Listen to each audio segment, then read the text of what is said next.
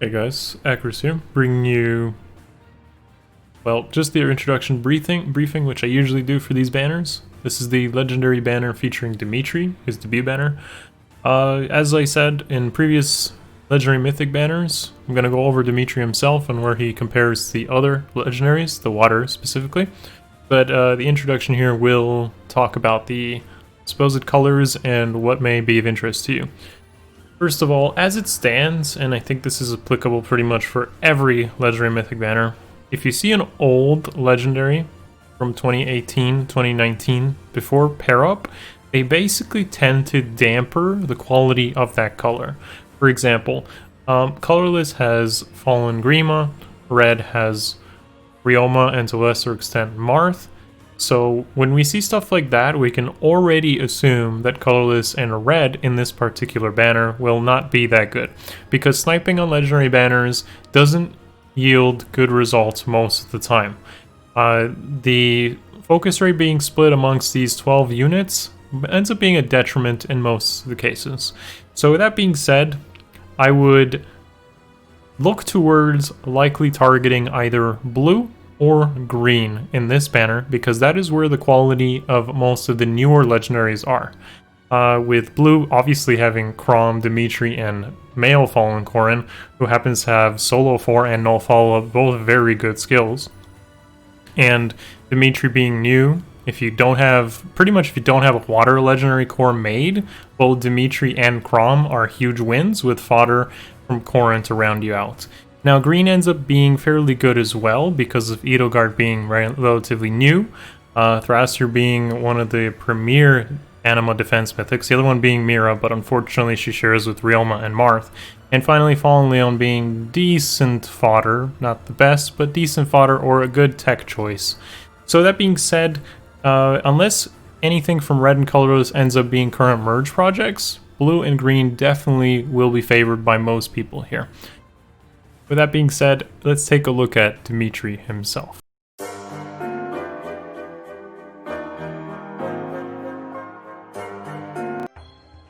Alright guys, here we are. To pretty much no one's surprise, here is Legendary Dimitri. Yeah, I mean, we all kind of saw this coming, I think. So there is actually quite a bit to go over here. Legendary Dimitri, at first impression, may look really good, and I'd say for the most part he's pretty good, but he does come with his fair share of weaknesses, which I definitely want to touch on in this video before you think about hard committing to someone like this. He's not super unique either. Like, it's okay. The thing that really makes him stand out compared to other units in his class or just in the game in general is that he's pretty much like the first unit to have built-in damage reduction on his weapon, like repel or close call or spurn. So it's kind of like that. So that's like truly his defining factor right now, but I don't think that will be unique for him for long. So for now, that stands as being super good, and his preference B skill is okay. I mean, it looks really good, but I think it's mostly just okay. And that's just because the B skills tend to be very competitive. So his stat spread is okay. Like, it's 177 as shown by the video, but realistically it's just okay. And the reason it's just okay is because of the res stat being so low, like so low, really low. As a carry, Dimitri will be pretty good against everything that isn't magical. However, his low res stat will be a benefit when used as a +10 legendary or high merge legendary core in arena.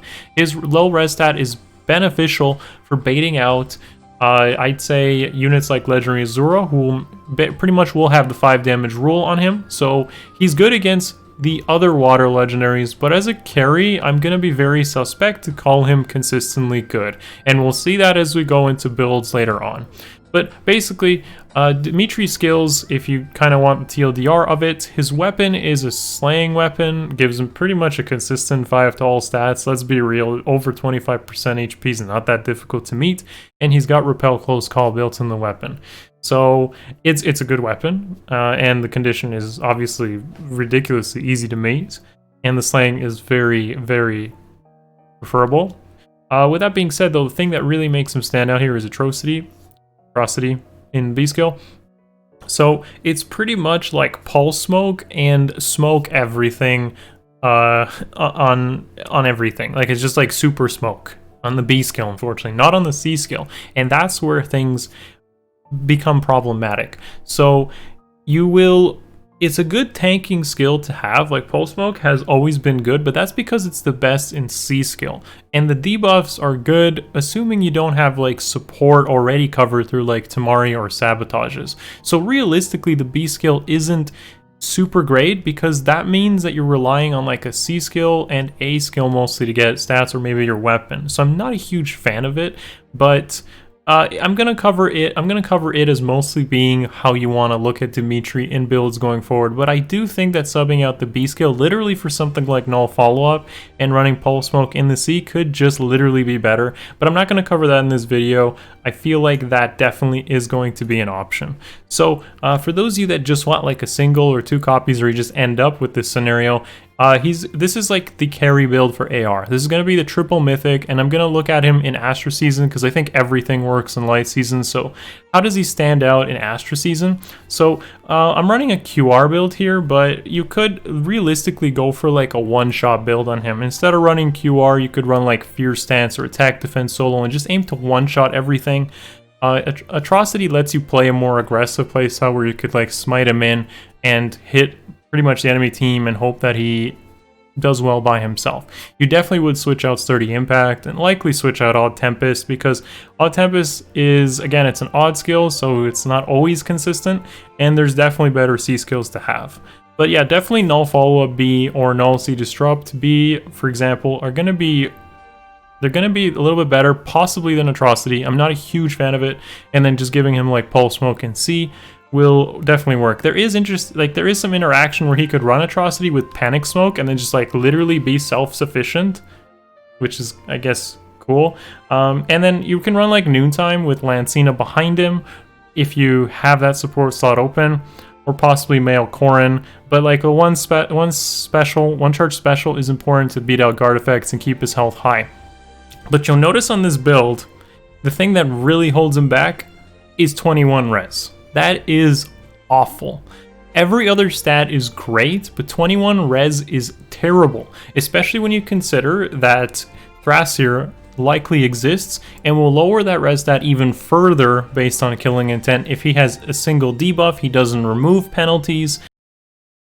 So even if you were to run a plus res IV, something like this, it doesn't really make things that much better. Like with the speed res solo and like res buffs, he's still only reaching about 30. If he's got Plumeria to support him, then things get a little bit better, as you'll see below. Like obviously taking into account Flower of Plenty and Sweet Dream buffing his res and such will make things a bit better, but like realistically his res is atrocious. So I don't know how I would see him as a carry. Remember, this is Astra buff, so you got triple mythic Astra set up right there. In Light Season, he'll probably do fine. He gets the extra res from air, and range support is ideal. Don't try to carry using a melee and no Plumeria, though. I think Plumeria is pretty much needed to make Dimitri function because of the extra attack and res, which he definitely desires. Okay, so the ideal place that I do recommend using Dimitri is no doubt in Arena. He actually has outstanding matchups against every single water legendary. There is literally no water legendary that's green. Like, that is how good his matchups are. So he beats all of them in the player's hands without a doubt. And all you really need to do to make that happen consistently is having something like a red support, like a Versa, if you wanted to give him like Sorcery Blade enabled through her guidance support and her panic effects. Like, he just literally one-shots every water legendary. You can literally make him one-shot it, or you could run QR in the seal and beat out impacts and guarantee like a 2-shot mechanic, assuming the enemy legendaries don't run null follow-up. However, be more cautious of Fire Season, where he'll run into Celica, Edelgard, and maybe even Hector, who could give him some trouble, which I guess is kind of funny considering Edelgard. But yeah, he's going to have a little bit more problems in Fire Season, but in his own home domain, he will be pretty good. You don't really have to reinvent the wheel. His stats are pretty much made for water season, baiting out Legendary Azura. So as a arena unit, he's great. He also scores the same as Legendary Chrom, so it gives you kind of a choice between the two. But realistically, I don't see him being that great as an AR unit. There are better options for tanks, but if you're kind of starting out or you just want some budget unit at low merges, he can probably be okay. I'll kind of leave it at that. A red unit is very preferable as supporting him in arena though, just to round out his matchups. Alright, so with that being said, how does he compare to the other water legendaries? He's cool, but I don't actually think he's the best. Like, the latest isn't always the best. In fact, out of all the water pair-up legendaries so far, he's actually the worst, in my opinion, of course. And the reason for that is because I think unique mechanics is what makes a legendary age better. Not just scoring, not just individual performance. The reality of it is, like, Legendary Lucina has actually aged probably the best of old non-pair-up legendaries, and a unit like Legendary Azura ends up being the best of old water legendaries because of her Grey Waves Prayer Wheel effect. So, by comparison's sake, of course, Chrom, despite him being super strong, he has future vision, and that as a mechanic will always age well in the future. So, definitely how I see it is he's just a lance infantry with a lot of stats and basically pulse smoke and debuffs. He's basically like a 2020 Fjorm in this case, kind of like Legendary Khorne. Who, again, Legendary Elwood, I felt was pretty much going to age better than Khorne, because Khorne just ends up being a dragon with high stats and damage reduction. In this case, Dimitri is high stats, damage reduction, with a somewhat fancy B skill, but not necessarily that amazing. So, Chrom definitely cool. Leaf stands out as being a range cav with Gale Force. Okay, like that's unique to him, so he's gonna find a place, you know, years from now, if the game, of course, lasts that long. And then to round it out, unfortunately, Fjorm, Ryoma, and Erica just no, man. Fjorm's saving grace is being an AR bonus, rotating AR bonus unit to make weeks easier, assuming you land the water season in combination with either Astra or Light whenever her bonus seasons come around. And Ryoma has guidance support, and he can benefit from our dual flying.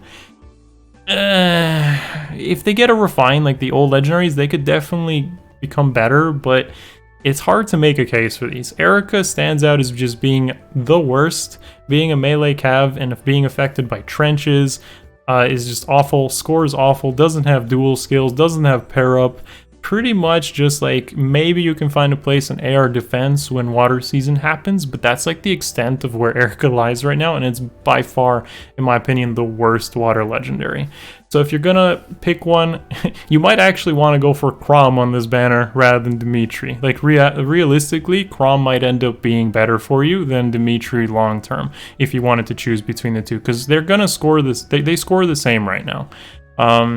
So yeah. With that being said, guys, please let me know what you think of Dimitri, how you intend to use him, if you intend to use him, in the comments below. How do you feel about water season? Honestly, I'd like to see Dimitri in arena. He probably will give me kind of like a break, because he's not gonna be that difficult to deal with on defense. When like, sorry, not defense, but like playing into him compared to Chrom, Leaf, and Azura, which definitely make water season more difficult. You pretty much never see Ryoma, Erica, or Fjorm that often anymore, so having Dimitri high scoring and making some water matches easier is appreciated as an unintended effect, I guess. That's if people swap out distant counter, swap in distant counter instead of impact, because with impact he'll be a bit annoying. Okay, with that being said, yeah guys, let me know what you think in the comments below. Like the video as always, subscribe to the channel, and I'll see you guys in the next one. Much love, peace.